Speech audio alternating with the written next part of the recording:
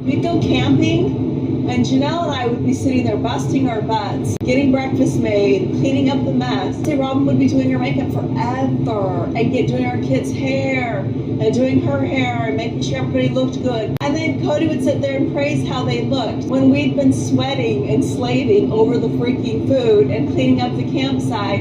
I think that's probably the reason I hated camping. Hey friends, it's Hey Benna from the Star News. Welcome back to me channel. You know what? I think is hilarious when Robyn Brown is finally called out for so many of the things that you and I, all of us here, have talked about for so many years. Specifically, about this idea that the ladies were the servants of Kody and Robyn, and that they basically were doing all of the work, while Robyn just had to sit around and be pretty. And in that very beginning clip, you literally hear Christine tell David about Kody, wanting his wives to look nice, wanting them to wear makeup, and that she felt like if she didn't wear makeup, he didn't appreciate her, and that Robyn would often spend a lot of time on her appearance getting ready, and he would throw it in their face now. This is just an example, for instance, about the camping, and I'm sure it's just one example because this happened to be on the show. And during this episode, it was back in, I think, season 4, and they went camping to Big Bear in California over the 4th of July. Robyn at the time was pregnant. It was, I think, 2010 or 11. And that's, think of it. It's 14 years ago. And they filmed this in 2023, so still like 12 years ago when this was all filmed, or 2024, sorry. So this is 13 years ago when she's talking about it, but that moment sort of like sticks in her mind of this idea that Kody was constantly reminding everyone that his wife Robyn looked the best, okay, or she was the best, or she acted the best. And obviously the women are in different places in their departures from this group. So some of them have different experiences, and some of them are being, that's something that didn't bother them, or if they don't want to admit that it bothered them because, Janelle said it didn't bother her. But I don't believe it.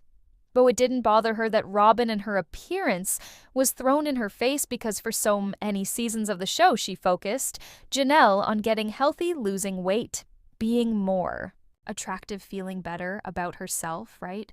And so much of the episodes were about helping her lose weight. And then when she finally did lose weight, Kody was all like, they had a renaissance in Las Vegas, right? So I think Janelle just doesn't want to admit it. And then Meri, her take was like, well, yeah, he would go out and buy us clothes if he wanted us to look nice.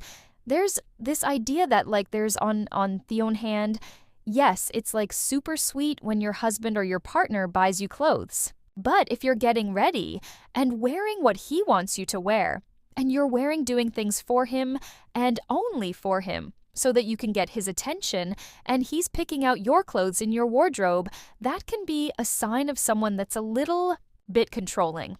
Other celebrities that have been accused of being controlling have done similar, where they tried to like take over their wives' looks.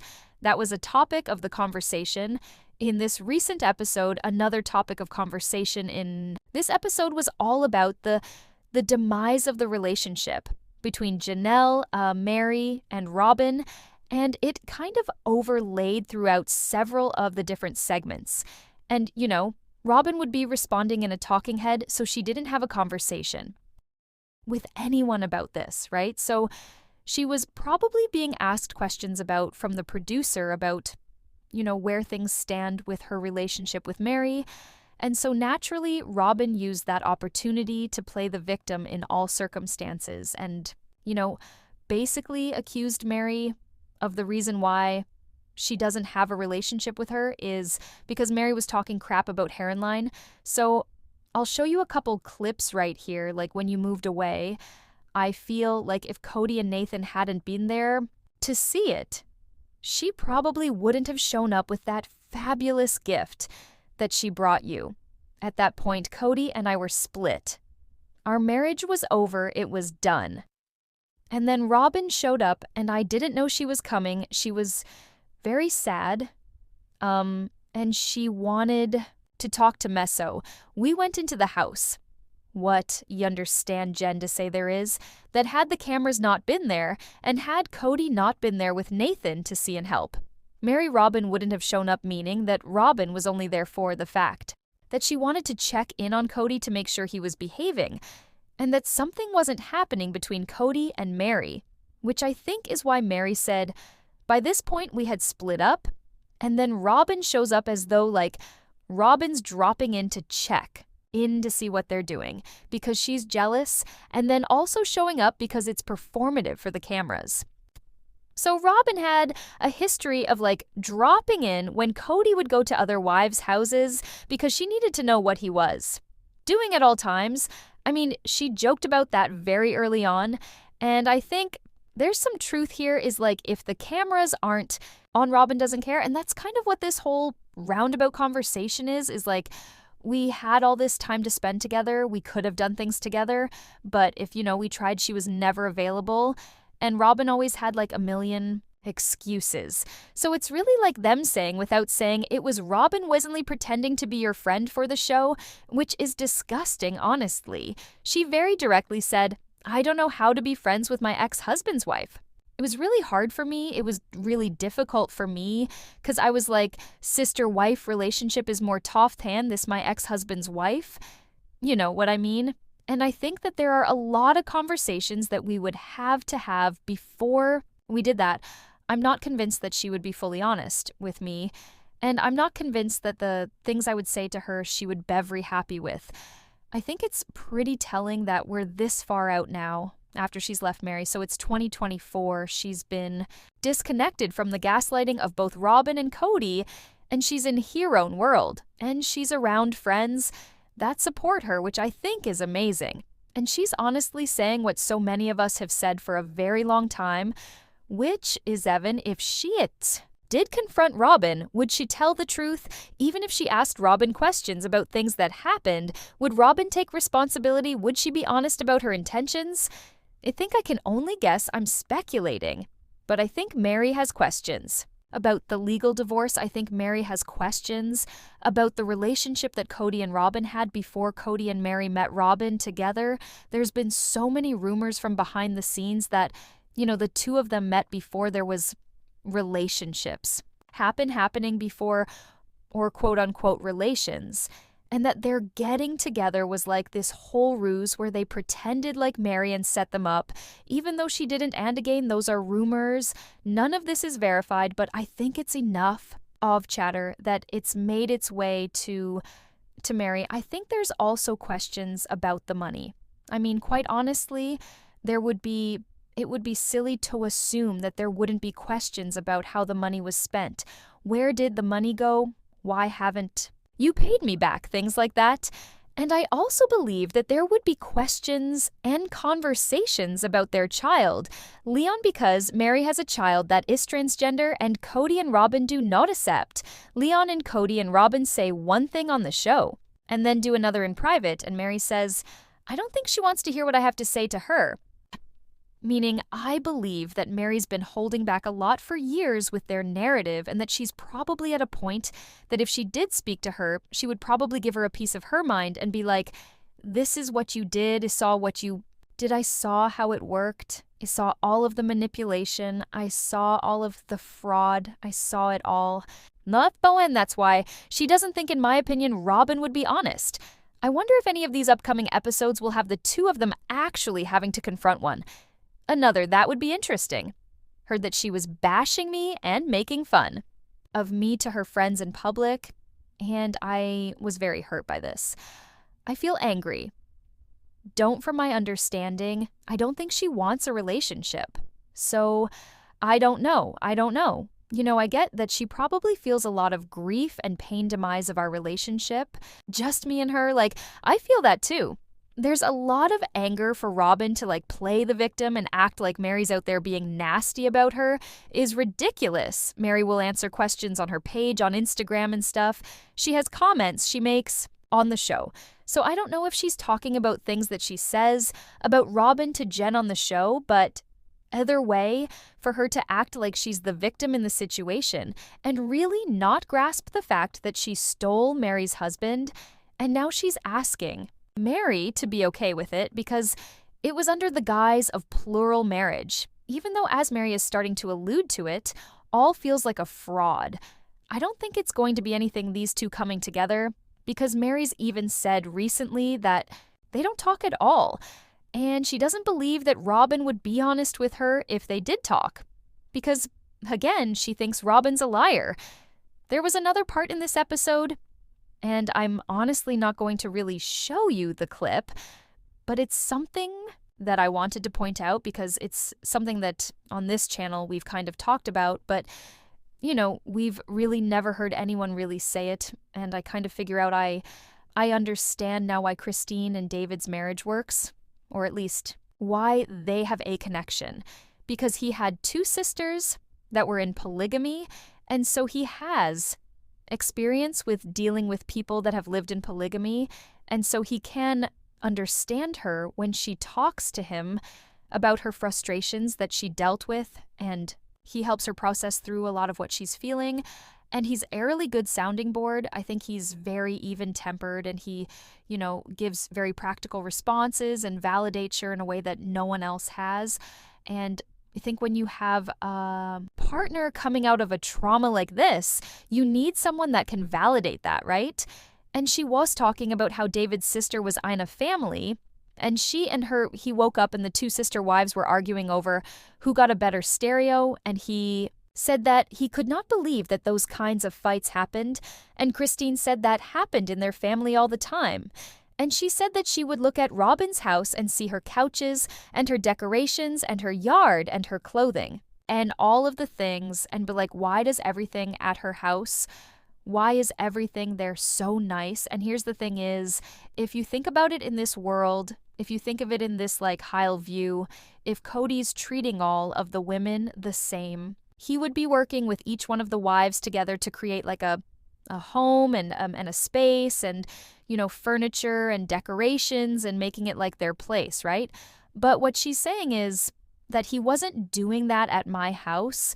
He was spending his money at Robyn's house, decorating her home, giving her things, giving her clothes, doing her stuff, stuff for her. And she said it was like always like I was getting the scraps of whatever was left over in time. So she's starting to kind of point out that the fighting about what he did for one versus the other happened. I will be interested to hear if there was ever like any knockdown dragouts or if there was screaming matches about stuff like that. And David just reminded her that that's just not normal and, you shouldn't have to fight about stuff like that. And then Robyn had to make a point of like, well, if you're paying attention to what other people are getting and you have a scorecard, I mean, how's that going to work in a relationship? And then Kody basically admitted that the reason why he likes Robyn is because she'll cover for him because he's like, well, when you have a really good relationship, they give you a cloak of charity and they, that charity is this protection.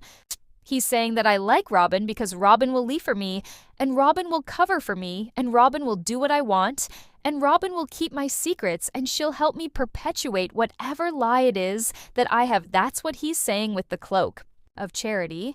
And then he's also saying that, like, because you weren't, lying for me, Christine, and you weren't going along with what I wanted, then you got the scraps. So you're the disobedient wife and you get what you get. So he's basically saying that. And then for Robyn and Kody to act like it's unreasonable for Christine to want fairness. And then for Kody to say like, oh, you just didn't do what you want, what I needed. Kody never actually reflects about what he did. He just says, well, I just loved Robyn more, just was a fool. It's always fault, right? And something else that Robyn said, which I thought was weird, was because they were talking to her about the family breaking down. And Robyn said that she feels like they're a failure. And she said something where she was talking about the collective of the family. And instead of talking about the collective of the family, she should have been talking about herself, and she didn't. But I would assume that because she's speaking about the collective, she's speaking about herself. And she said that they didn't overcome their jealousy, which, by the way, why should you have to overcome jealousy if you're sharing a band that's weird, Robyn? And then she also said that we all just became so self-involved in our own self-interests. And we only cared about ourselves and what we needed and what we wanted and how to position ourselves, which to me kind of felt like Robyn was saying I was only thinking about myself. I couldn't get over the jealousy. I kept score. I couldn't let Kody be with his other wives without showing up at his H at the house of the other wife, or calling Highmore, texting him to figure out what he was doing. That's what Robyn should have been saying. Yeah, I felt like when the family was together, there was unfair fighting. That was happening for sure.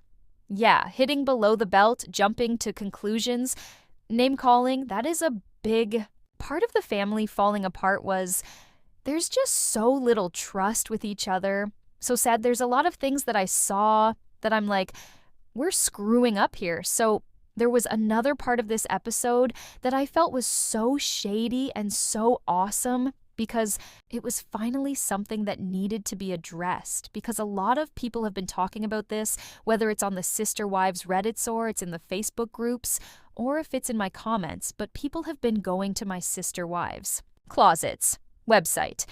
I've had several people claim that they've bought things because you can put something into the cart, you can pay for it, and then they never get it. And then when they reach out for a refund or to find out where their product is, they get no response. And so Robyn was forced to admit this on the show because Jen brought up that they kept getting a message from this guy that had purchased something on the website, and Meri said that she took a screenshot of it. She sent it to Robyn, and she hopes that Robyn actually refunds this guy. And because Meri and Christine and Janelle are not a part of that company, and they don't do anything with it. They don't have access to that website to do anything. So Robyn is forced to then admit, well, yeah, I kind of put the business on hold. She didn't put it on hold, by the way.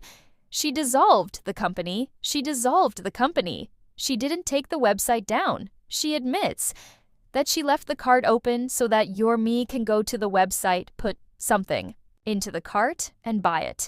And that every once in a while she has to deal with a customer ordering something. Here's the thing. If you're selling a product, Robyn, or if your company disable the website, disable your Shopify and take away the cart, there's really no reason why that cart should be open. If she says the business isn't running, it's insane. Which this kind of, when I say that, this is shady.